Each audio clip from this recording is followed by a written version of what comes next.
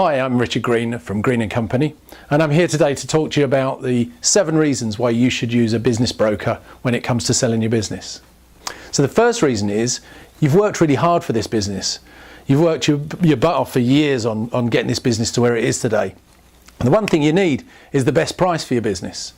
So the number one reason we're going to be looking for a business broker is because they will help you to get the right price and the best price to go to market. That's the best price that you're going to find a buyer that's going to pay for that business. And you're not going to leave money on the table. That's the number one reason why you'd use a business broker. Number 2, your business sale needs to stay confidential. Confidentiality is one of the most important things when it comes to selling a business.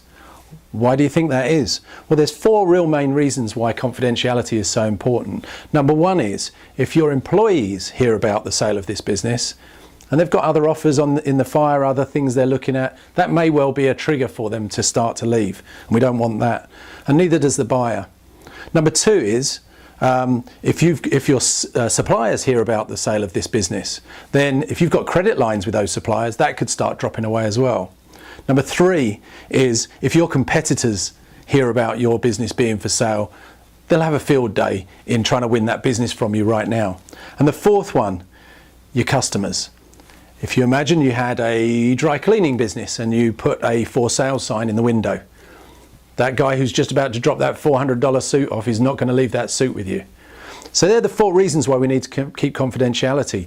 Trying to sell a business while trying to maintain confidentiality is an art form, and one that your business broker will be able to help you with and be able to know how to work that through and get the word out there without saying too much and without letting out who you are. So that's number 2, is confidentiality. Number 3, you need to keep working on your business.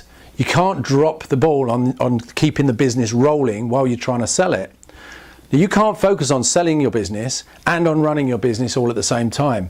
Let the professionals do the selling for you, and you keep your work going and keep your rhythm going and keep working on that selling, on running that business while it's being sold.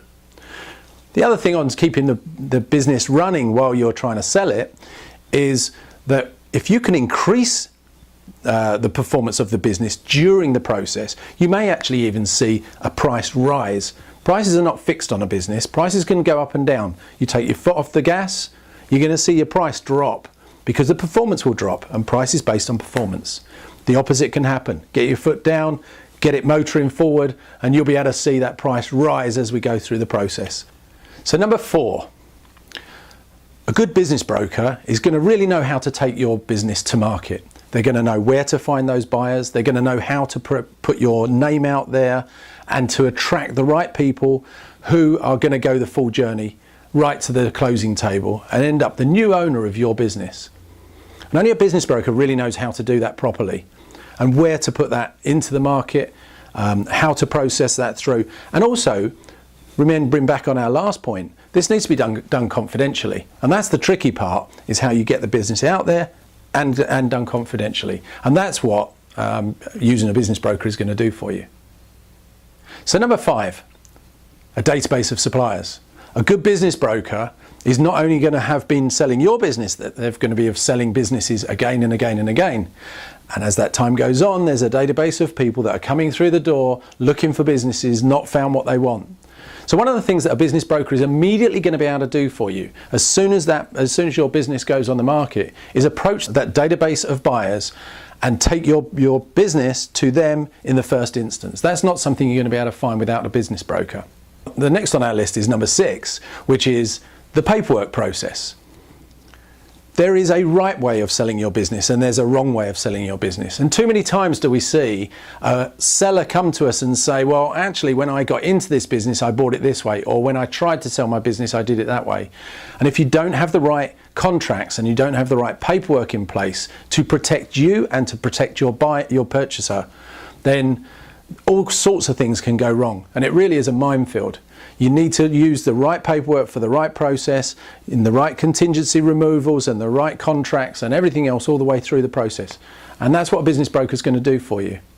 And lastly, and certainly not least, number 7 is the professional support that you will receive from a business broker right from the day that you look at the price and what you're going to go to market and how you're going to go to market, how it's going to be presented, right the way through to finding you the buyer, working with that buyer and bringing them in, negotiating the deal and getting the deal done for you. That's even then you're only halfway to the finish line.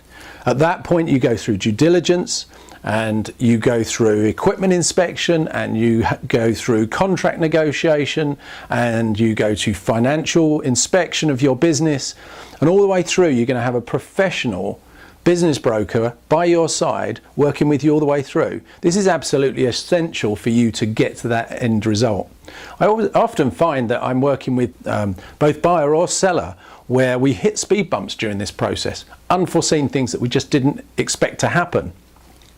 And it's at those times that I really earn my money. And it's at those times where I really carry the buyer and the seller along and keep things together. Oftentimes, a sale can fall apart once, twice, 3 times during the process.